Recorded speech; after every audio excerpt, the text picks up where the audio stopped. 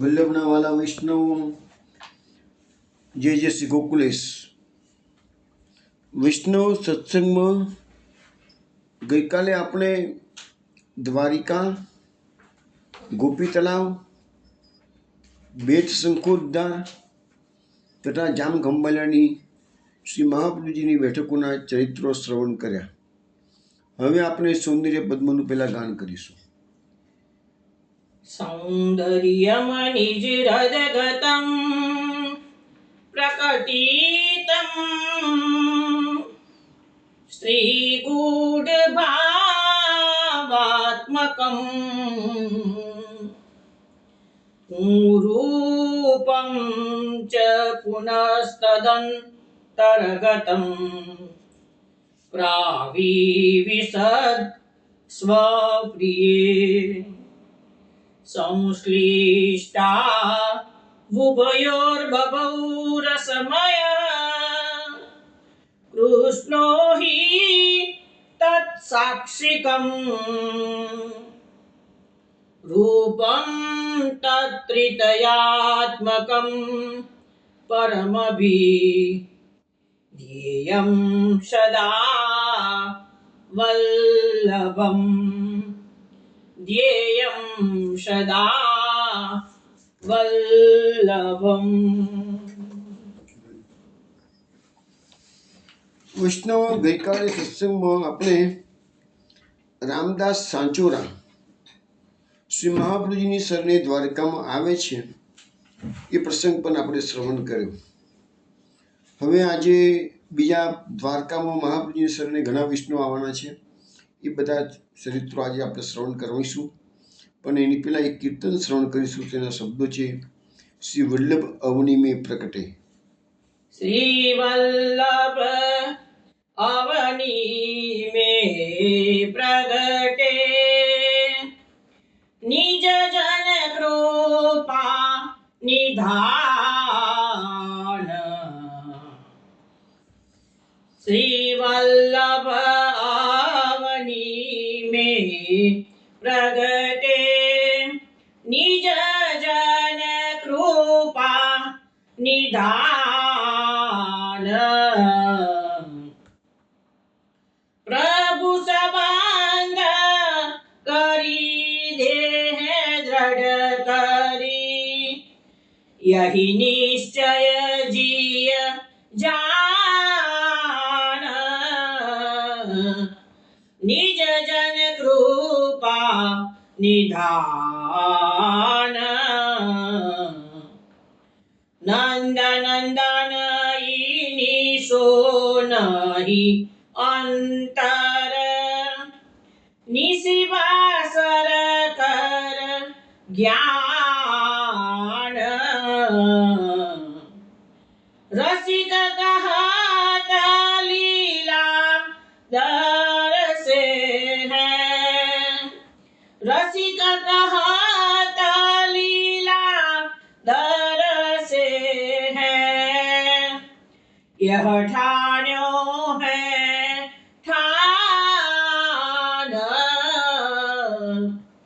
निज जन कृपा निधान. श्री वल्लभ अवनी में प्रगटे निज जन कृपा निधान. निज जन कृपा નિધાન. વૈષ્ણવ, આ કીર્તન આપે સારંગ રાગમાં શ્રવણ કર્યું છે. શ્રી હરિદાસજી મહાપ્રભુજી આપણને સમજાવે છે: શ્રી વલ્લભ અવની મેં પ્રગટે નિજ્જન કૃપા નિધાન. આ ભૂતર પર શ્રી વલ્લભનું જે પ્રાકટ્ય છે એ પોતાના દેવી નિજ્જન ઉપર છે, એના પર કૃપા કરવા માટે છે. આગળ મહાપ્રભુજી કૃપા નિધાન, કૃપાનો ભંડાર છે. પ્રભુ સંબંધ કરી દૈહે દત્ત કરી એ નિશ્ચય જીએ જાન. એ પોતાના જે નિજજનો છે એને મહાપ્રભુજીએ આ પુષ્ટિમાર્ગ પ્રકટ કરે, બ્રહ્મ સંબંધનો માર્ગ છે. તો જીવ દોષોથી ભલે ભરેલો હોય, પ્રભુ તો સંપૂર્ણ નિર્દોષ છે, તો પણ એ જીવનો પ્રભુ સાથે બ્રહ્મ સંબંધ મજબૂત રીતે દૃઢ કરી બની આપે છે. એ નિશ્ચય જાન, તું નિશ્ચય જાણજે કે વલ્લભની શરણ સ્વીકાર્યું છે એટલે તમારો પ્રભુ સાથે સંબંધ પાકો થઈ જવાનો છે. નંદ નંદન ઇનીસો નાહી અંતર, નિશી બાસર કર જ્ઞાન. અરે જે નંદ નંદનનું પ્રાકટ્ય હતું પેલા શાશ્વત કલ્પમાં, એમાં અને શ્રી વલ્લભના પ્રાકટ્યમાં કોઈ અંતર નથી કે છે. નિશિવાસર, રાત ને દિવસ તું આ નિશ્ચય જાણજે, આજ તારે જ્ઞાન હોવું જોઈએ. યહી ગોવિંદ સ્વામી કહે છે ને, યહી જ્ઞાન ભલે રહો. તો એવી રીતે આ જ જ્ઞાન સાચું છે. રસિક કહત લીલા દર્શે હૈ, યહ ઠાણ્યો હૈ ઠાન. હરિરાજી મહાપ્રભુજી કહે છે કે પોતાના નિજ્જનો પર એવી કૃપા કરે છે, તો જે શાશ્વત કલ્પની નંદ નંદનની જે લીલાઓ છે એ મહાપ્રભુજીની કૃપાથી એના દર્શન કરાવે છે. કે છે અહીં ઠાણ હે ઠાન, એટલે કે આ જ વસ્તુ તમારે સાચી છે. કે મહાપ્રભુજી કૃપા કરશે તો જ તમને લીલાના દર્શન થવાના છે, બાકી તો થવાના નથી. વૈષ્ણવ, હવે આપણે સત્સંગમાં જે વાત કરતા હતા કે ગઈકાલે મહાપ્રભુજીના જે સ્વરૂપ 84 વૈષ્ણવ છે એમાંથી દ્વારકામાં જે વૈષ્ણવ શરણે આવ્યા છે એની વાત આપણે કરીએ આજે. તો ગોવિંદ દુબે, રાજા દુબે, માધવ દુબે. ગોવિંદ દુબે માટે મહાપ્રભુજીએ નવરત્ન ગ્રંથ પ્રકટ કર્યો છે. રાજા દુબે, માધવ દુબે માટે નિરોટક્ષણ ગ્રંથ પ્રકટ કર્યો છે. રામદાસ પુરોહિત, ભગવાનદાસ સાચુરા, ગોપાલદાસ નરોડાવાળા, આ બધા જ મહાપ્રભુજીની શરણે આ દ્વારકામાં આવ્યા છે. અત્યારે દ્વારકાનો પ્રસંગ આપણો ચાલી રહ્યો છે, માટે જે પ્રસંગે મહાપ્રભુજી જે બી પધાર્યા છે અને ત્યાં જે સેવકો શરણે આવે છે એ બધાની વાતો આપણે એ પ્રકારે જ કરતા રહીશું. હવે ગઈકાલે મેં તમને રામદાસ સાચુરાની વાત તો કરી હતી. રામદાસ સાચુરાના મહાપ્રભુજી કેટલાક સ્વરૂપો પધરી આપ્યા હતા ને એ સ્વરૂપો કયા કયા હતા એની થોડીક વાત, અને અત્યારે ક્યાં છે એની થોડી વાત આપણે કરી લઈએ. તો એકચ્યુઅલી આ રામદાસ સાચુરા જે છે ને એ સિકંદરાપુર, એટલે કે હાલમાં અમદાવાદથી અસારવા જઈએ તો ત્યાં આગળ આ સિકંદરાપુર ગામ આવેલું હતું પહેલાં, અને ત્યાં રહેતા હતા. અને શામદાસજી કરીને બીજા એમના નાના ભાઈ પણ હતા. પરિક્રમા વખતે જ્યારે શ્રી મહાપ્રભુજી નરોડા બેઠકજીમાં પધાર્યા ત્યાં સિકંદરાપુરા નજીકમાં દાદા હરિની વાવનું ઉજળ આરોગતા હતા મહાપ્રભુજી. અને આ સેવા રામદાસજી પૂર્ણ પ્રીતિથી કરતા, તેથી પોતે પસંદ થઈ શ્રી મહાપ્રભુજીએ રામદાસ સાચુરાને શ્રી નટવર ગોપાલનું સ્વરૂપ પાદુકાજી સેવા માટે પધરાઈ આપ્યા હતા. તે નટવર ગોપાલનું સ્વરૂપ આજે પણ અમદાવાદમાં દોશીવાડાની પોળમાં છે. એવો પ્રીતિથી સંપૂર્ણપણે સારી રીતે સેવા કરતા હતા. અને પછી મહાપ્રભુજી જ્યારે ત્રીજી પરિક્રમા વખતે ફરીથી નરોડા પધાર્યા ત્યારે પણ જળ ધરાની સેવા તો આ રામદાસજી જ કરતા. અને તે વખતે તે બહુ શ્રમિત થઈ જતા હતા. એ જાણીને શ્રી મહાપ્રભુજી આજ્ઞા કરી કે રામદાસ, આ વખતે તમે જળ ભરવા જાઓ ત્યારે તમને વાવમાંથી જે મળે તે લેતા આવો. તેથી ગાગર ભરતા તે વાવમાંથી ચતુર્ભુજ રાયજી ઠાકોરજીનું સ્વરૂપ શ્રી લઈ આવ્યા અને મહાપ્રભુજીને આપ્યું. મહાપ્રભુજીએ એ સ્વરૂપ સેવ્ય કરી સેવા કરવા પર ધ્યેય આપ્યું. ત્યાર પછી મહાપ્રભુજીના પછી શ્રી ગોપીનાથજી, એટલે શ્રી મહાપ્રભુજીના જ્યેષ્ઠલાલજી જ્યારે અમદાવાદ પધાર્યા ત્યારે રામદાસ સાચુરાને ત્યાં જ મુકામ કરેલો. અને એક રાત્રે શ્રી ગોપીનાથજીને સપના દ્વારા આજ્ઞા થઈ કે નજીકના કુવામાં મદન મોહનજી ઠાકોરજી બિરાજે છે, તેમને પધરાવો. કે બીજી સવારે તે કુવામાંથી શ્રી ઠાકોરજી પધરાવ્યા ને સેવ્ય કરીને આ રામદાસજીને પધરાઈ આપ્યા હતા. તો લખે છે કે એ કૂવો આજે પણ હાલમાં ત્યાં આગળ એ સિકંદરાપુરામાં છે. પછી રામદાસજીના માટે ટોટલી નટવર ગોપાલજી પધાર્યા, પાદુકાજી મહાપ્રભુજીના પધરાવ્યા, ગોપીનાથજીના સેવ્યજી મદન મોહનજી એ પધરાવ્યા. અને એ બધા મંદિરોમાં એ બધા સ્વરૂપો હાલમાં રાજા મહેતાની પોળમાં છે એવું લખાય છે. મને લાગે છે અત્યારે તો રાજા મહેતાની પોળમાં નથી, પણ દોશીવાળાની પોળમાં છે. એ આ જ્યારે પુસ્તક લખાવ્યું હશે ને ત્યારે રાજા મહેતાની પોળમાં હશે પ્રાચીન પુસ્તક છે એટલે એનો અર્થ એવો થાય. પછી એમના વંશજો આજે પણ સેવા કરે છે, પણ હવે તો કોઈ પણ નિધિ સ્વરૂપો હતા એ બધા સ્વરૂપો વન બાય વન ધીરે ધીરે એમના વંશજોમાંથી ધીરે ધીરે વલ્લભકુંડના માટે આવે. કારણ કે ધીરે ધીરે કોઈ તો વંશ પૂરો થઈ ગયેલો હોય અથવા તો વંશમાં જે બિરાજતા હોય છે, જે સંતાનો થયા હોય એની સેવા કરવાની ઈચ્છા ના હોય, અથવા તો મહાપ્રભુજીના વંશજો ગમે તેમ કરીને વૈષ્ણવને કહેતા હોય કે અમને પધરાઈ આપો, એવી રીતે ગમે તે કારણ હોય. પણ લગભગ જે ખેરાળુ બેઠકની વાત મેં કરી હતી એક જ સ્વરૂપનું મારા ધ્યાન પર છે કે જે એમના વંશજ માટે આજે બિરાજે છે.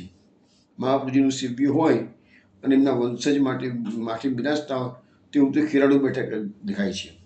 બીજે બધે સ્વરૂપો વલ્લભકુંડની પાસે, કારણ કે વલ્લભકુંડ અત્યારે વધતા વંશ વિસ્તાર વધતો જ ગયો છે, વેલો એમનું વંશ વૃક્ષ. એટલે હવે દરેકને કોઈને કોઈ સેવાની જરૂર તો સ્વરૂપની પડતી જ હોય. એટલે વૈષ્ણવ ત્યાંથી બધા ધીરે ધીરે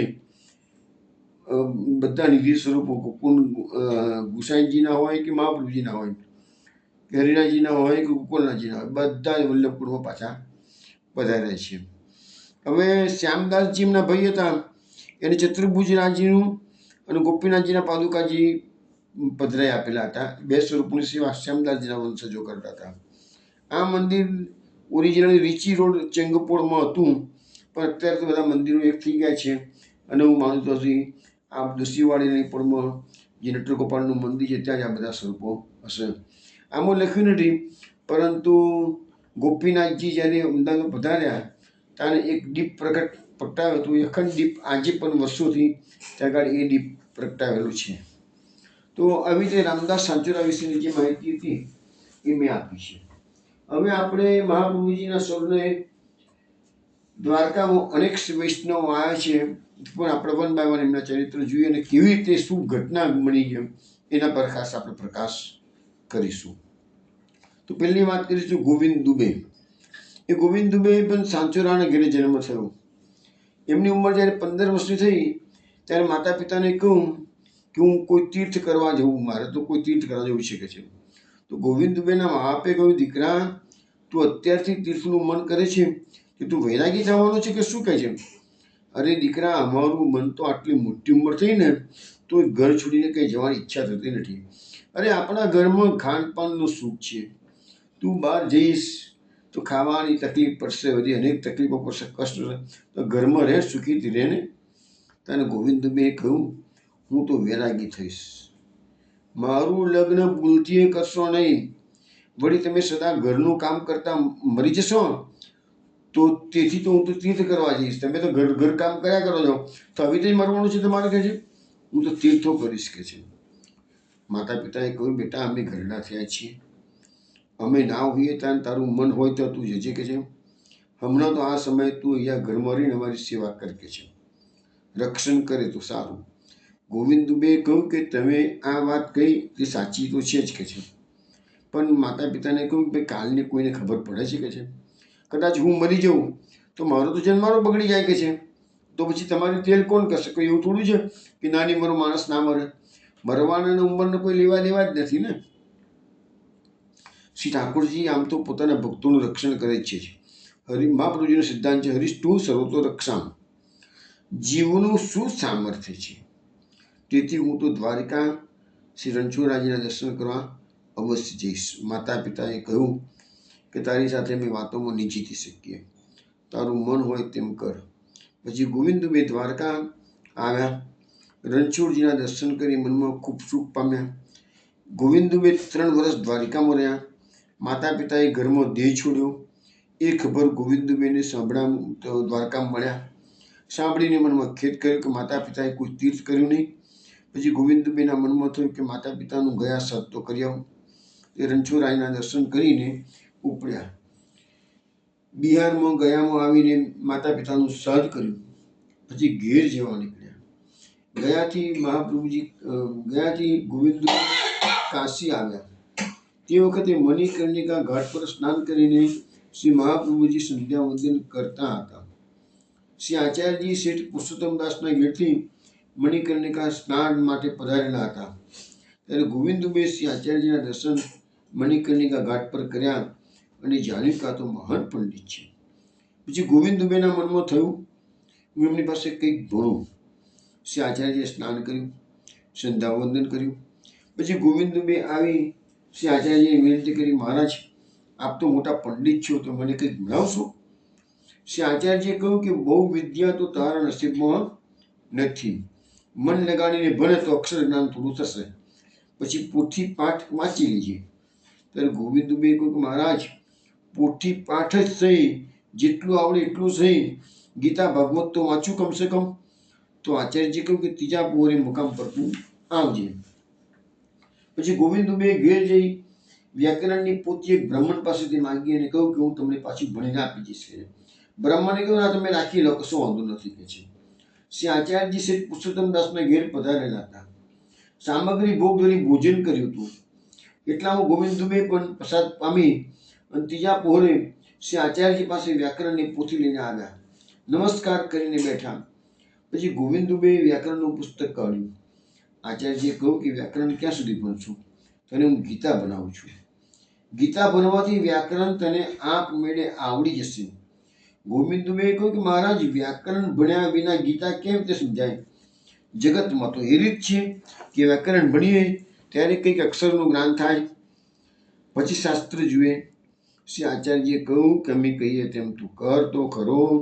શ્રી ગોવિંદ દુબેએ કહ્યું મહારાજ મારી પાસે તો ગીતાનું પુસ્તક છે નહીં. શ્રી આચાર્યજીએ કહ્યું પુસ્તક કાઢી એક ગીતાનો શ્લોક ભણાવ્યો અને પછી કહ્યું કે અમારી આજ્ઞા છે આખી ગીતાનો પાઠ કરી જા. ગોવિંદ દુબે આખી ગીતા 18 અધ્યાયનો પાઠ કરી ગયા. પછી શ્રી આચાર્યજીએ ગીતાના એક શ્લોકનો અર્થ કરી બતાવ્યો. હવે તું પણ અર્થ કર. ત્યારે ગોવિંદ દુબે પણ એક શ્લોકનો અર્થ કર્યો. શ્રી આચાર્યજીએ કહ્યું કે મારી આજ્ઞા છે આખી ગીતાનો અર્થ કર. પછી આખી ગીતાનો શ્લોકાર્થ કરી ગયા. એટલામાં તો એક ભોર રાત વીતી ગઈ. ત્યાં શ્રી આચાર્યજીએ કહ્યું કે હવે તું જા, વ્યાકરણ સાધી લેજે. ગીતા ભાગવતનો શ્લોકાર્થ તને આવડી ગયો, આગળ તારા ભાગ્યમાં નથી. પછી ગોવિંદ દુબે પેલા બ્રાહ્મણને ઘેરાયા, જેને તેથી વ્યાકરણ લાવ્યા હતા પોથી, એ પોથી પાછી આપી દીધી. મધરાત્રે ગોવિંદ દુબે સૂતા હતા. ગોવિંદ દુબે મનમાં વિચાર્યું કે ચોક્કસ શ્રી આચાર્યજી ઈશ્વર છે, કેમ કે એકવાર ખાલી એક શ્લોક મને ગીતાનો ભણાવ્યો, એમાં તો મને આખી ગીતા આવડી ગઈ, પૂરું વ્યાકરણ આવડી ગયું કે છે, બધા શ્લોકો આવડી ગયા કે છે. આ કોઈ જીવનું સામર્થ્ય નથી. તેથી હું નક્કી હવે મહાપ્રભુજીનો સેવક થવું તો સારું. પછી સવારે નાહી ધોઈ તૈયાર થઈ શ્રી આચાર્યજી પાસે આવી દંડવત પ્રણામ કર્યા. વિનંતી કરી મહારાજ મને સર્વેનું નામ સુનાવો. ત્યારે શ્રી આચાર્યજી કહ્યું કે તમે તો બ્રાહ્મણ છો, અમે બ્રાહ્મણ છીએ, તેથી સેવક કેમ કરીને થશો? ગોવિંદ દુબે વિનંતી કરી મહારાજ અમે તો જીવ છીએ, તે આપણા સ્વરૂપને શું સમજી શકીએ? આપ કૃપા કરીને જણાવો ત્યારે જાણીએ. પહેલાં તો હું પંડિત બ્રાહ્મણ આપને જાણતો હતો, પણ હવે તો જાણ્યું કે આપ તો સાક્ષાત ઈશ્વર છો. કેમ કે એકવાર એક શ્લોક ગીતાનો ભણાવ્યો, એમાં તો મને આખી ગીતાનું જ્ઞાન થઈ ગયું. તેથી કૃપા કરીને મને સેવક કરો. અમે તો અજ્ઞાની જીવ છીએ, આપ અમારા અપરાધ ક્ષમા કરો. ત્યારે શ્રી આચાર્યજીએ કહ્યું કે જાઓ ગંગાજીમાં સ્નાન કરી આવો, ત્યારે તમને નામ સુનાવીશું. પછી ગંગાજી પધાર્યા. ગોવિંદ દુબેને ગંગાજીમાં સ્નાન કરાવી નામ નિવેદન કરાવ્યું છે. ગોવિંદ દુબેએ કહ્યું હવે મને શી આજ્ઞા છે? શ્રી આચાર્યજીએ કહ્યું કે ભગવત સેવા કરો. ગોવિંદ દુબે શ્રી આચાર્યજીને વિનંતી કરી મહારાજ મારા માતા પિતાના ઠાકોરજી છે તે અમારી જ્ઞાતિના બ્રાહ્મણને ઘેર છે, એની સેવા હું કઈ રીતે કરું? શ્રી આચાર્યજીએ આજ્ઞા કરી કે તારે ઘેર શ્રી ઠાકોરજીને લાવી પંચામૃત સ્નાન કરાવી ભગવત સેવા કરજે. પછી ગોવિંદ દુબે શ્રી આચાર્યજી વિદાય થઈ કેટલાક દિવસે ઘેર આવે છે. પહેલાં બ્રાહ્મણ પાસેથી ઠાકોરજી લઈ પોતાના ઘરે પંચામૃત સ્નાન કરાવી સેવા કરવા લાગ્યા, પણ ભગવત સેવામાં મન લાગતું નથી, ચિત્તમાં ઉદ્વેગ રહે છે. વળી આચાર્યશ્રીએ એવી આજ્ઞા કરી કે ઠાકોરજીને તું પંચામૃતથી સ્નાન કરાવી લેજે. તે એથી કે ગોવિંદ દુબે વ્રજલીલા સંબંધી નથી, પણ દ્વારકા લીલા સંબંધી છે કે છે, તો એને પંચામૃત સ્નાન ન કરાવ્યું. પછી શ્રી આચાર્યશ્રી અડેલ પધાર્યા. ત્યારે એક વૈષ્ણવ અડેલથી ગુજરાત આવ્યો, ગોવિંદ દુબેને ઘેર ઉતરે છે. ગોવિંદ દુબે શ્રી આચાર્યના કુશળ સમાચાર પૂછ્યા. ત્યારે વૈષ્ણવે કહ્યું કે કાશીથી મહાપ્રભુજી અડેલ પધારે છે, ત્યાં કેટલાક દિવસ બિરાજશે અને પછી પૃથ્વી પરિક્રમા આવી જશે. તો મેં સાંભળ્યું છે કે પછી તો આપની ઈચ્છા, એમ કહીને વિષ્ણુ બીજા દિવસે દ્વારિકા ગયો. હવે વાત એવી માને છે કે ગોવિંદ દુબે ઘરમાં સેવા તો કરે પણ મનમાં ચિત્ત ઠાકોરજીની સેવામાં રાખતું નહોતું અને મનમાં કલેશ રહ્યા કરતો હતો. સેવામાં એના આપણા માટે આ વસ્તુ બધાને આ એપ્લિકેબલ બધાને જ છે કે સેવા તો બધા કરતા હોય, ચિત્ત લાગતું નથી. ત્યારે ગોવિંદ દુબે એક પત્ર શ્રી આચાર્યજીને લખ્યો કે મહારાજ, મારા મનમાં ખૂબ ગડમથલ રહ્યા કરે છે, ભગવત સેવામાં ચિત્ત લાગતું નથી, તે હું શું કરું? પત્ર મોકલ્યો. વળી લખ્યું કે આ મહાપ્રભુજી પાસે પત્ર આવ્યો. એ વાંચીને તરત જ મહાપ્રભુજી નવરત્ન ગ્રંથ લખ્યો અને આ લખ્યું કે આ નવરત્ન ગ્રંથનો પાઠ કરવાથી તારા મનની ગડમથલતા મટી જશે. આ પત્ર શ્રી આચાર્યજીનો ગોવિંદ દુબે પાસે આવ્યો. ત્યારે ગોવિંદ દુબે પ્રસન્ન થઈને નવરત્ન ગ્રંથનો પાઠ કરવા લાગ્યા. તે પાઠ કરતાં શ્રી આચાર્યજીની કૃપાથી મનની વ્યગ્રતા, ચિંતા બધું મટી ગયું. મન ભગવત સેવા કરવામાં લાગ્યું. જો અહીંયા નવરત્ન ગ્રંથ મહાપ્રભુજીએ ગોવિંદ દુબે માટે પ્રકટ કર્યો એવું સમજાવવામાં આવ્યું છે. નવરત્નનો અર્થ એવો થાય કે 9 પ્રકારના રત્નો આ ગ્રંથમાં આપવામાં આવેલા છે. પહેલો સિદ્ધાંત આપણને સમજાવવામાં આવ્યો છે, ચિંતા ક્વાપી ન કાર્ય નિવેદિતાત્મભી કદાપી. જીવેને ઠાકોરજી સાથે આત્મનિવેદન બ્રહ્મ સંબંધ થઈ ગયેલું છે.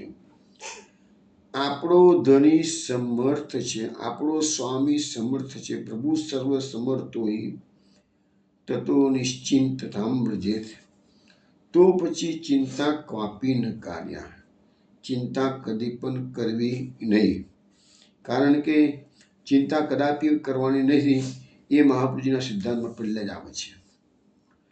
ચિત્ત તો સિદ્ધને ચિંતા ધરે, કૃષ્ણને કરવું હોય તે કરે. ઉદયારામભાઈ કહે. પછી બધા શ્લોકો તો નથી સમજાવતું. પછી ઇમ્પોર્ટન્ટ જે શ્લોક છે 8મા નંબરનો છે. એમાં શું કહે છે મહાપ્રભુજી? ચિત્તોદ્વેગમ વિધાયાપી હરિર્યદ્યત કરિષ્યતિ તથૈવ તસ્ય લીલેતિ મત્વા ચિંતામ દુર્તમ ત્યજેત. આ બહુ જ અગત્યનો શ્લોક છે. દરેક વૈષ્ણવે આના જીવનમાં ઉતારવા જેવો છે. શું કહે છે? ચિત્તોદ્વેગમ વિધાયાપી. હવે આપણે બધા જે સમાજમાં જીવીએ છીએ, કુટુંબ કબીલા સાથે જીવીએ છીએ, નાની મોટી અનેક ઘટનાઓ એવી બનતી હોય છે કે જેના કારણે આપણા મનમાં ઉદ્વેગ થતો હોય છે. મનમાં પ્રસન્નતા પણ થાય. આપણે ગઈકાલે સમજાવ્યું હતું કે સારા પ્રસંગો આવે છે એટલે આપણે પ્રસન્નતા અનુભવીએ છીએ. સહેજ બી આપણું ધાર્યું નથી થતું એટલે આપણે ડિપ્રેશનમાં આવી જઈએ અથવા તો નિરાશ થઈ જઈએ છીએ. બંને સ્થિતિ ગીતાકારના આ સંભળાય છે. સ્થિત પ્રજ્ઞ બનો, સમસ્થિતિમાં તમે રહો. એ બધી વસ્તુ આપણને સમજાવવામાં આવેલી છે શાસ્ત્રો દ્વારા. ચિત્તમાં ઉદ્વેગ થાય તો પણ ચિત્તો દિગમ વિદાયપી હરિર્યદ્યત કરિષ્યતિ. શ્રી હરિ જે કરે છે, શ્રી હરિ આ બધું કરે છે કોણ? તો શ્રી હરિ જ કરે છે. તો શ્રી હરિ જે કરે છે તથૈવ તસ્ય લીલેતિ મત્વા. તેની લીલા છે તે માનીને ચિંતામ દુર્તમ ત્યજેત. ચિંતાનો સદંતર ત્યાગ કરો. એટલે નવરત્ન ગ્રંથનો મુખ્ય સાર એક જ છે કે ચિંતા કદાપી કરવાની નહીં. કેમ નથી કરવાની? કારણ કે આપણો સ્વામી સમર્થ છે. બીજું, આપણા જીવનમાં નાની મોટી કોઈ પણ ઘટના જે કંઈ બનતી હોય છે એ બધી શ્રી હરિની ઈચ્છાથી જ થાય છે. બીજી વસ્તુ કે આ એક સિદ્ધાંત ઘણી વખત સમજાવેલો છે કે પ્રભુ તમારી બુદ્ધિમાં પ્રવેશ કરી અને તમને સારું કર્મ બી કરાવે છે અને ખરાબ કર્મ બી કરાવે છે. આપણો ધર્મની અંદર તમે જેટલા ઊંડા ઉતરશો ને તમને ખ્યાલ આવશે કે દુષ્ટમાં દુષ્ટ માણસ હશે ને તો પણ એ ભગવાન જ એની બુદ્ધિમાં પ્રેરણા કરીને એમાં ખોટા કર્મ કરાવે છે. અને એટલે એનું આપણે સામાન્ય સમજીએ છીએ કે એમાંથી જેનું પતન થવાનું હોય એના મનમાં નેગેટિવ વિચારો હોય અને જેનો ઉદ્ધાર થવાનો છે, સારું આગળ સારા ઘટના બનવાની છે, એના મનમાં પોઝિટિવ વિચારો, અને એ બધું કામ કોણ કરે છે? ભગવાન કરે. તથૈવ તસ્ય લેતિમત્વા ચિંતામ ધૃતજન. આ એક સુંદર શ્લોક છે. દરેક વૈષ્ણવોએ, આપણે પાઠ તો બધા કરતા હોઈએ નવરત્નનો, પણ સમજવાનો અને ઉતારવાનો જીવનમાં પ્રયત્ન કરો. પ્રસંગ બીજો એવો છે કે એક વખત શ્રી આચાર્યજી અડેલથી દ્વારિકા પધાર્યા, ત્યારે ગુજરાતમાંથી પધાર્યા. ત્યારે ગોવિંદ દુબે, માધવ દુબે, જગન્નાથ જોશી, 5-7 વૈષ્ણવો સાથે ચાલ્યા. શ્રી આચાર્યજી દ્વારકા આવી પહોંચ્યા ત્યારે ગોવિંદ દુબે શ્રી આચાર્યજી વિનંતી કરી કે મહારાજ કંઈક કથાનો પ્રસંગ ચલાવો તો ઘણું સારું. ત્યારે શ્રી આચાર્યજી મહારાજે કહ્યું કે બહુ સારું, ચલો હમણાં જ મને અવકાશ નથી, સમય મળશે તાને કથા ચોક્કસ કરીશું. ત્યારે ગોવિંદ દુબે કહ્યું કે મહારાજ થોડી કહો. ત્યારે શ્રી આચાર્યજી મહાપ્રભુજીએ પુસ્તક ખોલી કથા કહેવાનો પ્રારંભ કર્યો. એટલામાં શ્રી રણછોડજી ભગવાન આવીને ગોવિંદ દુબે સાથે વાતો કરવા લાગ્યા. ગોવિંદ દુબે શ્રી રણછોડજી સાથે વાતો કરતા મગ્ન થઈ ગયા.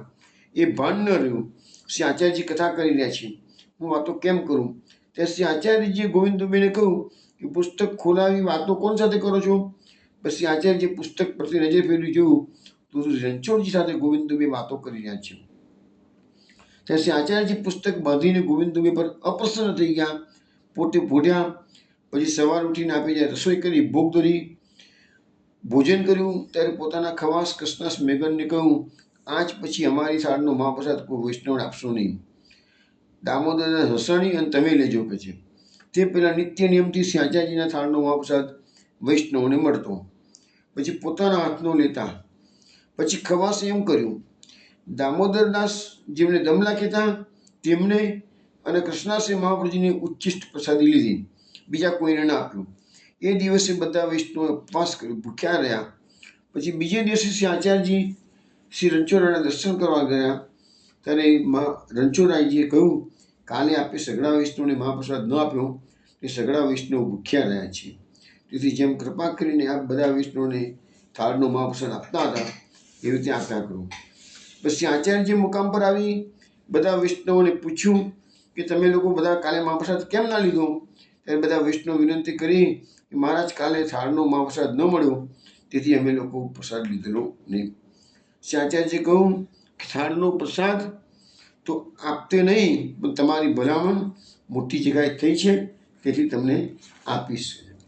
પછી બધા વૈષ્ણવો વિનંતી કરી, મહારાજ અમે આપના ચરણારવિંદ સાથે લાગેલા છીએ, અમારું ભલું થાય તે જ આપ કરજો. ત્યારે શ્રી આચાર્યજીએ પોતાના ખવાસને આજ્ઞા કરી કે જેમ નિત્ય થાળનો મહાપ્રસાદ બધાને આપતા હતા તેમ હવે આપતા રહેજો. પછી ખવાસે મહાપ્રસાદ આપ્યો. કેટલાક દિવસ દ્વારકામાં રહી શ્રી રણછોડરાયજીથી વિદાય થઈ મહાપ્રભુજી અડેલ પધાર્યા. બધા વૈષ્ણવ અડેલ સુધી સાથે આવ્યા. શ્રી આચાર્યજીને દંડવત કરી બધા વૈષ્ણવ અડેલથી વિદાય થઈ પોતપોતાને ઘેર આવ્યા. ગોવિંદ દુબે પછી પોતાના ઘેર ખેરાળુમાં પધાર્યા. હવે વૈષ્ણવ ગોવિંદ દુબેનો પ્રસંગ પૂરો થયો છે. હવે મહાપ્રભુજીના સેવકો રાજા દુબે, માધુ દુબે, એનો માટે મહાપ્રભુજીએ નિરોધદક્ષિણ ગ્રંથ પ્રકટ કર્યો હતો. આપણે હવે એની વાત કરીએ. આ બંને ભાઈ એક સાચોરાની ઘેર જન્મ્યા. એમના પિતા બહુ સાધુ સજ્જન હતા. મર્યાદા માર્ગની રીતે શ્રી ઠાકોરજીની પૂજા કરતા. એમને ઘેરથી સાધુ સંત વિરાગી ક્યારેય ભૂખ્યા જાય નહીં. બધાને જમાડીને જેટલા અતિથિ આવે એ બધાને જમાડતા, પ્રીતિથી રાખે. એકાદશીનું જાગરણ સદાય કરતા. આ બધા વૈષ્ણવતાના લક્ષણો છે. તે રાજા દુબે, માધુ દુબેના મા બાપ માદા પડ્યા ત્યારે બંને દીકરાઓને કહ્યું કે બેટા હવે અમને દ્વારકા લઈ જઈ રણછોડરાયજીના દર્શન કરાવો તો ઘણું સારું. રાજા દુબે, માધુ દુબે બંને એક પાલકી ભાડે કરી લાવ્યા. માતા પિતાને તેમાં બેસાડ્યા. ઠાકોરજીને સાથે લઈને નીકળ્યા. શ્રી રણછોડજીના દર્શનમાં આપણે કરાવ્યા. ત્યારે ત્યાં કેટલાક દિવસથી શ્રી આચાર્યજી તે વખતે દ્વારિકામાં બિરાજતા હતા. આપણે જોયું ને કે દ્વારિકામાં મહાપ્રભુજી ચતુર્માસ કાઢ્યો હતો, બહુ લાંબો સમય બિરાજ્યા હતા. તે દ્વારિકામાં પેલા રાજા દુબે, માધુ દુબેના મા બાપનો દેહ છૂટી ગયો. રાજા દુબે, માધુ દુબે સંસ્કાર કર્યા, સૂતક લાગ્યું. હવે રાજા દુબે, માધુ દુબે લોકોને પૂછ્યા કરે છે, ભાઈ અહીંયા ક્યાંક કોઈ ભગવત વાર્તા કથા થતી હોય તો અમે તો વળી જી અમારા સૂતકના દિવસો પસાર થઈ જાય. ત્યારે એકે કહ્યું કે શ્રી વલ્લભાચાર્યજી પૃથ્વી પરિક્રમા કરતાં કરતાં એ પધારે છે અને તેઓ ખૂબ સુંદર ભાગવતની કથા કહે છે, તો તમે ત્યાં ત્રીજા પહોળે જજો, તમને કથા શ્રવણ કરવા મળશે. ત્યાં રાજા દુબે માધુ દુબે તેમને કહ્યું કે અમને તમે લઈ જાઓ, પછી અમે રોજ જઈશું. ત્યારે એમને કહ્યું કે ભલે. તેઓ ત્રીજા પહોરે આવી રાજા દુબે માધુ દુબેને લઈ ગયા. બંને ભાઈ દૂરથી દંડોત કરીને બેઠા. શ્રી આચાર્યજીએ કહ્યું, બંને ભાઈઓને કહ્યું કે આગળ આવો. બંને ભાઈઓ કે મહારાજ અમને સૂતક લાગ્યું છે, તેથી દૂર બેઠા છીએ. શ્રી આચાર્યજીએ કહ્યું કે તમે બંને ભાઈ સદા શુદ્ધ છો, તેથી અમારી આગળ આવીને બેસો, શંકા હોય તો પૂછજો. પછી બંને ભાઈ પસંદ થઈ આગળ આવીને બેઠા. ત્યાં શ્રી આચાર્યજીએ નંદ મહોત્સવનું વર્ણન, શ્રીમદ ભાગવતના દસમ સ્કંદના 5મા અધ્યાયનું વર્ણન કર્યું. નંદાલયની લીલાનો પ્રકટ અનુભવ બંને ભાઈઓને કરાવી દીધો મહાપ્રભુજીએ. પછી બધી કથા પૂરી થઈ ત્યારે બંને દંડવત પ્રણામ કરીને કહ્યું, મહારાજ શું કરીએ, સૂતક છે, નહીં તો વિનંતી કરતે. હવે અમારો જન્મ સફળ થયો, આપના દર્શન થયા. શ્રી આચાર્યજીએ કહ્યું કે અમે તમારા મનની વાત જાણીએ છીએ, તમે બંને અમારા છો. સૂતક ઉતર્યા પછી તમારો અંગીકાર કરીશું. ત્યાં સુધી અમે અહીં છીએ, તમે ચિંતા કરશો નહીં, તમને અંગીકાર કરીશું. તમારા સગડા મનોરથ પૂરા થશે, પછી બીજા સ્થળે જઈશું. તમે ચિંતા ફિકર ન કરો. હવે તમારા મુકામે જઈ કાલે આ જ સમય અહીં આવજો. પછી બંને ભાઈ દંડવત કરી પસંદ થઈ મુકામ પર ગયા. આખી રાત નંદાલયની લીલાનો અનુભવ, એનો આવેશ બંને ભાઈઓને રહ્યો. પછી સવારે ઉઠીને બંને ભાઈઓએ અરસપરસ વાત કરી. હવે આપણે કૃતાર્થ થયા. શ્રી આચાર્યજી તો સાક્ષાત પૂર્ણ પુરુષોત્તમ છે. એક દિવસની કથામાં જો લીલા રસનો અનુભવ કરાવ્યો. પછી આ પ્રકારે સૂતકના દિવસો જેમ તેમ વિતાવ્યા. 11મા દિવસે નાહી શુદ્ધ થયા. શ્રી આચાર્યજી પાસે પરોઢિયા આવી વિનંતી કરી, મહારાજ અમને શરણે લો. શ્રી આચાર્યજીએ બંને ભાઈઓને ફરી નવડાવી નામ નિવેદન કરાવ્યું, બ્રહ્મ સંબંધ કરાવ્યું. પછી આચાર્યજીએ કહ્યું કે હવે તમે ભગવત સેવા કરો. રાજા દુબે માધુ દુબે કહ્યું, મહારાજ અમારા પિતાના ઠાકોરજી અમારી પાસે છે. મા બાપ તો પૂજા માર્ગની રીત કરતા હતા, અહીં આવી દેહ છોડ્યો. અમારા પર આપની કૃપાથી હવે જે રીતે આજ્ઞા કરો તે રીતે અમે સેવા કરીએ. શ્રી આચાર્યજીએ કહ્યું, જાઓ મુકામ પરથી શ્રી ઠાકોરજીને લઈ આવો. પછી માધુ દુબે જઈને શ્રી ઠાકોરજીને ઝાપી લઈ આવ્યા. શ્રી આચાર્યજીએ શ્રી ઠાકોરજીને પંચામૃત સ્નાન કરાવ્યું. રાજા દુબે માધુ દુબેને માથે પધરાવ્યા. આજ્ઞા કરી કે બધી બાજુએથી, હવે જો મહાપ્રભુ શું સમજાવે છે એ આપણા બધા માટે એપ્લિકેબલ છે. ધ્યાન રાખીને વૈષ્ણવ એમનો ઉપદેશ સાંભળો. બધી બાજુએથી મનને કાઢીને નિરોધ કરીને મનને ભગવાનમાં જ રોકી રાખવું, ભગવત સેવામાં ચિત્ત રાખવું. રાજા દુબે માધવ દુબે વિનંતી કરી, મહારાજ નિરોધનું સ્વરૂપ શું છે? શ્રી આચાર્યજીએ કહ્યું કે નિરોધ બે પ્રકારનો છે, એક સાધન દશાનો અને બીજો સિદ્ધ દશાનો. સાધન દશાના નિરોધનું લક્ષણ એ છે કે સંસાર લૌકિક વૈદિક મનમાં ગમે નહીં. મનમાં એ જ રહે કે ક્યારે ભગવત સેવા કરું, ક્યારે કથા વાર્તા કરું, એમાં રુચિ થાય. મન કશા લૌકિકમાં જાય તો ફરી ખેંચીને સેવામાં લગાડે. એમ જાણે કે એક ભગવાનના જ આશ્રયથી બધું કાર્ય સિદ્ધ થઈ જશે. આ સઘન દશાનો નિરોધ કહેવાય. અને ફળ દશાનો નિરોધ કોને કહેવાય? તો મનનો આપમેળે જ સિદ્ધ એ સ્વભાવ પડી જાય છે કે શ્રી ઠાકોરજીના સ્વરૂપના ધ્યાન વિના બીજે ઠેકાને જાય જ નહીં. જોયું બેનો ડિફરન્સ? સાધન દશાનો નિરોધ અને ફળ દશાનો નિરોધ, સિદ્ધ દશાનો નિરોધ, બેનો ડિફરન્સ આવ્યો કે ફળ દશામાં શ્રી ઠાકોરજીના સ્વરૂપ વિના ધ્યાન બીજે જાય જ નહીં. અને પેલામાં શું છે? લૌકિકમાં જાય પણ લૌકિક ગમે નહીં. આટલો ડિફરન્સ છે બંને વસ્તુ. લૌકિક કાર્ય કરે પરંતુ મન તો શ્રી ઠાકોરજીમાં જ રહે, બીજે ઠેકાણે જાય જ નહીં. તો આ ફળ દશાનો નિરોધ કહેવાય. તેમને આ સંસારના દુઃખ સુખ અને તાપ એ જે ફળ દશાનો નિરોધ થયો લાગતો નથી. મન શ્રી ઠાકોરજી અને એમના લીલા રસમાં મગ્ન રહે, આ નિરોધનો પ્રકાર છે. એટલે નિરોધ લક્ષણ ગ્રંથ છે એ વૈષ્ણવે અવશ્ય પાઠ કરવો જોઈએ. પછી રાજા દુબે માધુ દુબે વિનંતી કરી, મહારાજ અમને તો બંને રીતનો નિરોધ બહુ દુર્લભ લાગે છે. તેથી જેમ આપે અમને સંસાર સમુદ્રમાંથી ડૂબતા હાથ પકડીને શરણે લીધા, એ જ પ્રકાર નિરોધનું દાન આપા કરશો તો જ અમને કંઈક સિદ્ધિ થશે. આ પણ પોઈન્ટ પણ અગત્યનો છે કે જ્યારે મહાપ્રભુજીની કૃપા થાય, ભગવાનની કૃપા થાય, ત્યારે જ તમારું સેવામાં ચિત્ત લાગે, ત્યારે જ તમને નિરોધ સિદ્ધ થાય. અને કૃપા વિના આ માર્ગમાં એક ડગલું પણ આગળ વધી શકાતું નથી. બીજી રીતે અમારું તો કોઈ સામર્થ્ય નથી. આ પ્રકારે મારું સામર્થ્ય તેમ કહી દીધું. કેમ? તો આ જીવ કેવો છે? નિસાધન દેવી જીવોનો માર્ગ છે.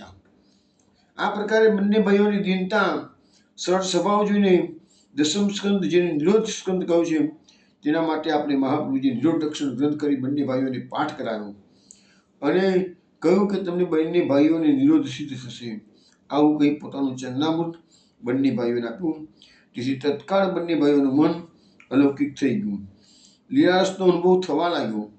પછી શ્રી આચાર્યજીએ કહ્યું કે હવે તમારે ઘેરજી સેવા કરો. જેનો નિરોધ થયો હોય, હવે જો નિરોધનું લક્ષણ બતાવે છે, જેનો નિરોધ થયો હોય તેને બહુ બોલવું નહીં, અનેક જગ્યાએ દેશોમાં ફરવું નહીં. તેથી ઘેર જાઓ. દૈવી જીવ આવે એને તમે નામ આપજો. તમને તો નિરોધ સિદ્ધ થઈ ગયો છે, વળી જે તમારો સંગ મન લગાડીને કરશે તેને પણ નિરોધ સિદ્ધ થઈ જશે. તુજ સંગે કોઈ વૈષ્ણવ થાય તો તું વૈષ્ણવ સાચો, તારા સંગનો રંગ ન લાગે ત્યાં લગે તું કાચો, હરિજન નથી થયો તું રે સિદ્ધ ગુમાનમાં ગુમે. એવું આપણને સમજાવવામાં આવ્યું છે. પછી નિરોધ સિદ્ધ થશે. પછી રાજા દુબે માધુ દુબે પાસે દ્રવ્ય હતું. આચાર્યજીને ભેટ કરી વિદાય થયા. દ્વારકાથી નીકળ્યા. તે પોતાના ગામ મનુંદમાં આવ્યા. ઘેર આવી બંને ભાઈ ભગવત સેવા કરવા લાગ્યા. થોડુંક દ્રવ્ય ઘરમાં હતું, એમાં ગુજારો કરવા લાગ્યા. કોઈ સાથે બહુ બોલે નહીં. જે આવે તેના પર દયા કરી ખાનપાનનું સમાધાન કરે. ભગવત વાર્તા કરી, સેવા કરી. આ બંને ભાઈ ઠાકોરજીના લીલા રસમાં સદાય મગ્ન રહેતા. તો આ રાજા દુબે માધુ દુબે મહાપ્રભુજીના શરણે આવ્યા છે. નિરોધક્ષણ ગ્રંથ એમના માટે પ્રકટ કર્યો છે. એ બધી વાતો થઈ. હવે આગળનું ચરિત્ર સાંભળતા પહેલા આપણે એક રસિયાનું ગાન શ્રવણ કરીએ. તમે બધા સાથે ગાન કરજો. પણ મીરો ખોય ગયો બાજુ બંધ, કાના હોરી में मेरो खोय गयो, मेरो खोय गयो, मेरो खोय गयो बाजू બંધ, કાના હોરી में, होरी में, होरी में काना, होरी में, होरी में, होरी में काना, होरी में मेरो खोय गयो, मेरो खोय गयो, मेरो खोय गयो बाजू બંધ, કાના હોરી में, चूनर पे तेने मारी पिचकारी,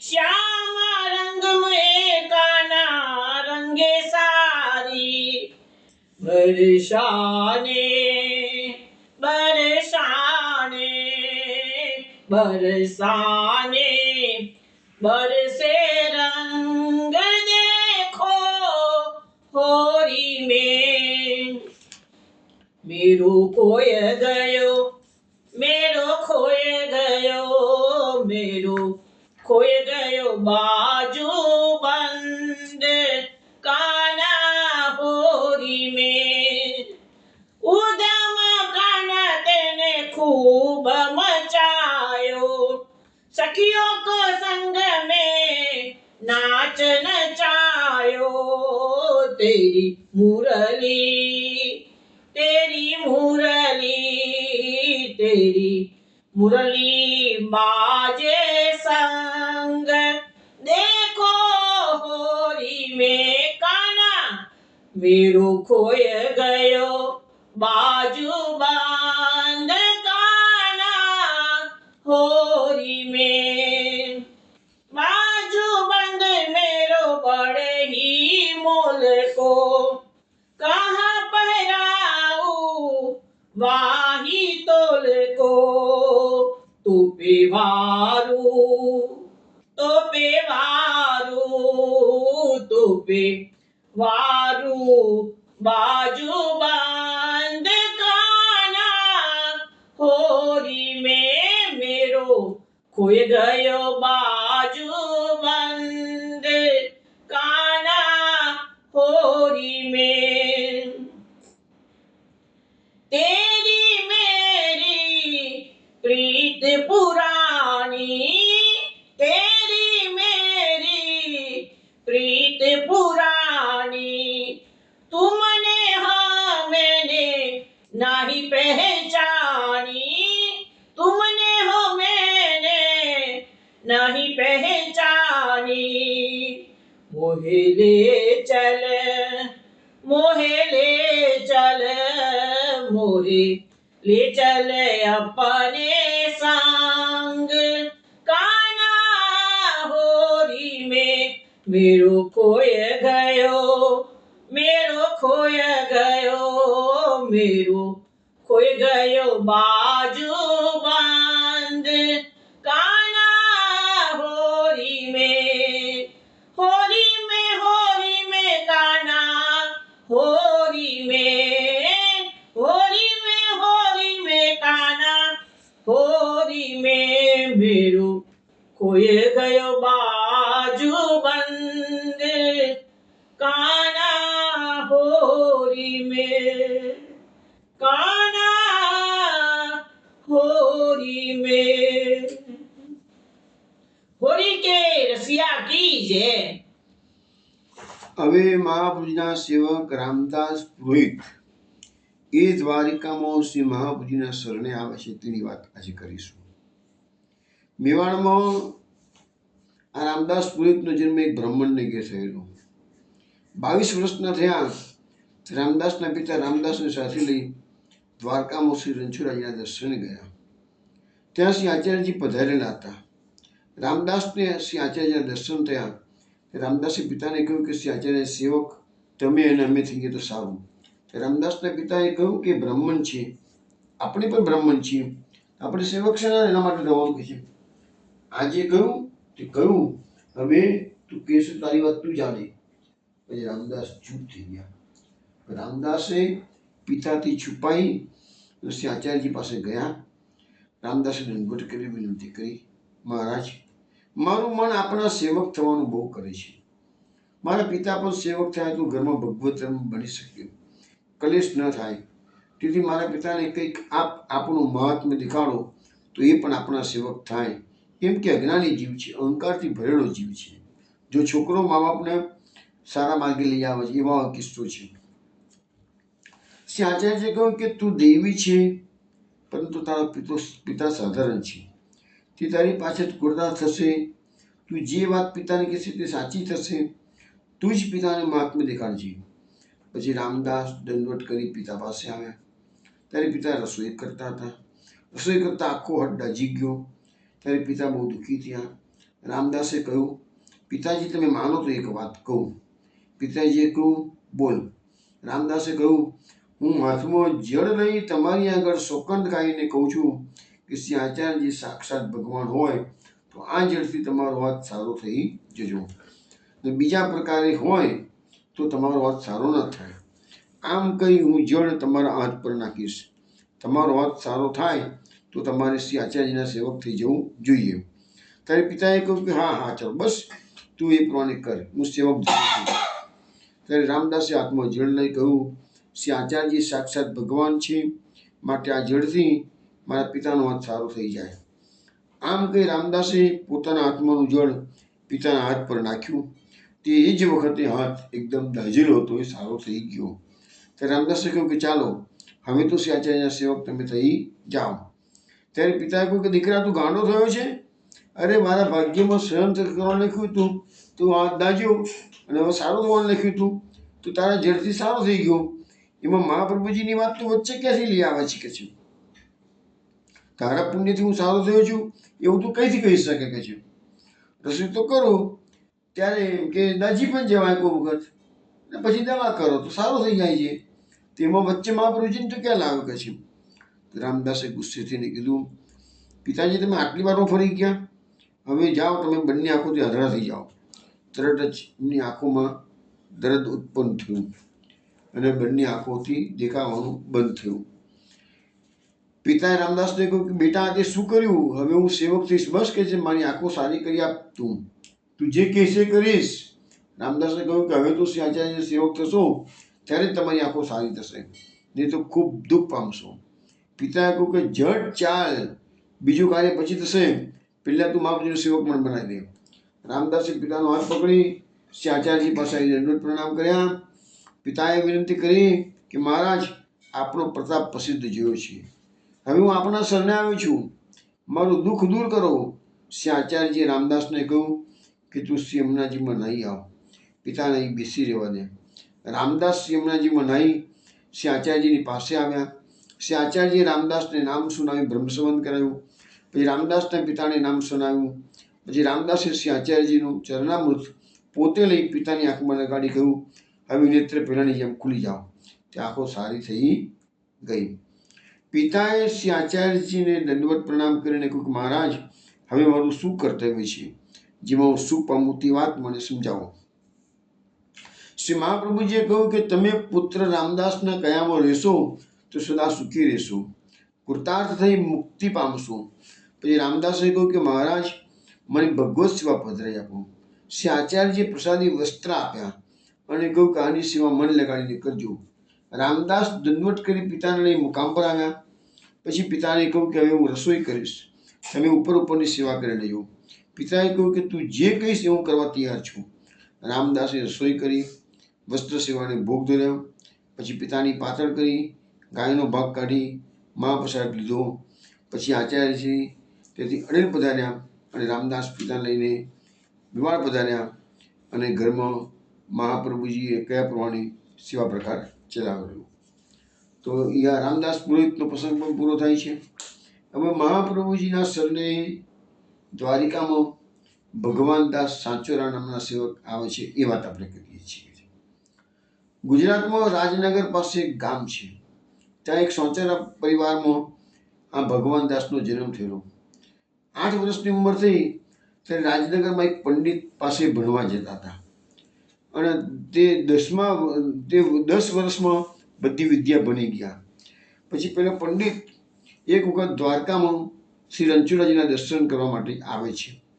એની સાથે ભગવાન દાસ પણ શ્રી રણછોડરાયજીના દર્શન કરવા માટે આવે છે. તે વખતે શ્રી આચાર્યજી મહાપ્રભુજી પોતે દ્વારકામાં પધારેલા હતા. પેલો પંડિત શ્રી આચાર્યજી સાથે વાદ વિવાદ કરવા લાગ્યો. એ વાદમાં મહાપ્રભુજી એ પંડિતે નિરુત્તર કરી દીધો. પછી પેલો પંડિત પોતાના મકામે ગયો. પંડિતે ભગવાન દાસને કહ્યું કે હું કાશી જઈ ફરી વધુ બનીને શ્રી આચાર્યજી સાથે વાત કરીશ, તું મારી સાથે ચાલ. આજે ભલે હું હારી ગયો છું વાદમાં, શાસ્ત્રાર્થમાં, પણ હું કાશીમાં જઈને વધારે અભ્યાસ કરી લાવીશ, પછી એમને હરાવીશ કે છે. તો પંડિતે ભગવાન દાસને કહ્યું કે કાશી જઈ ફરી વધુને આચાર્ય સાથે વાત કરીશ એમ તમે કહો છો, પણ મારે તમારી સાથે આવવું નથી. મારે તો શ્રી રણછોડરાયજીના દર્શન અહીંયા કરવા છે.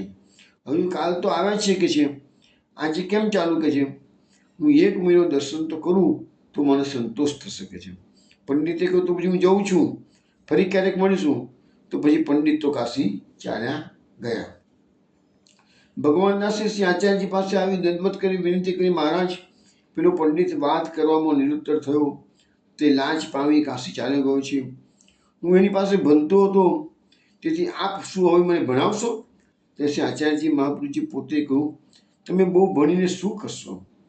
ભગવાન દાસે કહ્યું કે મહારાજ બહુ ભણ્યો હોઉં તો બહુ દ્રવ્ય કમાવું, જ્યાં ત્યાં પંડિતોની સભામાં આદર થાય, જે કોઈ શાસ્ત્રની ચર્ચા કરે તેની સાથે વાત કરું, સંસારમાં લોકો મને પૂજન કરે. ત્યારે શ્રી આચાર્યજીએ કહ્યું, ભાઈ વિદ્યા ભણવાથી 2 ફળ થાય છે. વિદ્યા ભણી શાસ્ત્ર વાંચે ત્યારે શાસ્ત્ર એ તો શીતળ જળરૂપી ભીતરની 2 સુંદર આંખો છે, એ ખુલે તો બધી વસ્તુનું જ્ઞાન થાય, પરંતુ જ્ઞાન સત્પુરુષોને થાય. શીતળ જળની જેમ ચિત્ત શાંત થઈ જાય, દુઃખ સુખને ભગવદ ઈચ્છા જાણે, જગતમાં જીવ માત્રમાં ભગવત બુદ્ધિ થાય, દીનતા સંતોષ નિર્મળતા આવે, ક્રોધ વગેરેથી રહિત થવાય, ભગવાનનો આશ્રિત થાય તો એનું બનવું સફળ છે. આ લોકમાં અને પરલોકમાં સુખ પામે અને ઓછો પાત્ર અધિકારી વિદ્યા ભણે ત્યારે તે વિદ્યા તેને અગ્નિરૂપ થાય, ભારરૂપ થાય.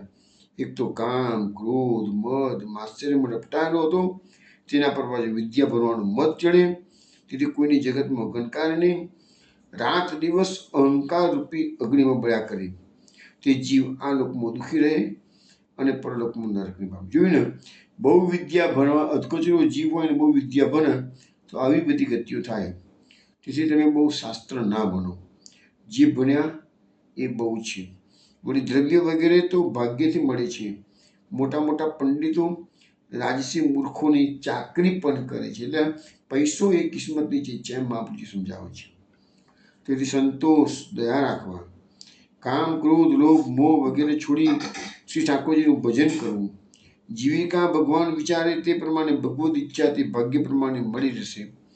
આ પ્રકારે સિદ્ધાંત રૂપ શ્રી આચાર્યજીની વાણી સાંભળીને ભગવાન દાસના હૃદયમાં ભગવત ધર્મ પ્રવેશ. મહાપ્રભુજીનો સિદ્ધાંત છે પ્રાપ્તમ સેવિત નિર્મમ.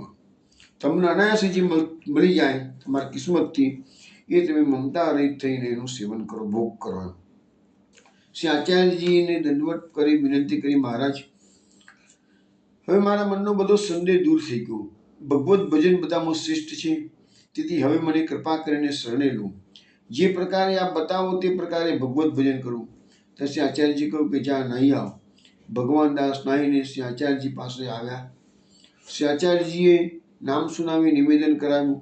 ભગવાન દાસે કહ્યું કે મહારાજ, મારું મન આપની પાસે રહી આપની સેવા કરવાનું છે. શ્રી આચાર્યજી મહાપ્રભુજીએ કહ્યું કે અમારી પાસે તમારાથી રહેવાશે નહીં. જીવથી અનેક અપરાધ થાય છે, તેથી ક્યારેક અપ્રસન્નતા થાય તો તમને ભગવત પ્રાપ્તિમાં અંતરાય થાય. વળી આ વૈષ્ણવો છે તે અમારા સ્વભાવને જાણી રહ્યા છે, એ અમારી પાસે રહેવા લાયક છે. તેથી તમે ઘેર જાઓ, કેટલાક દિવસ વૈષ્ણવનો સંગ કરો.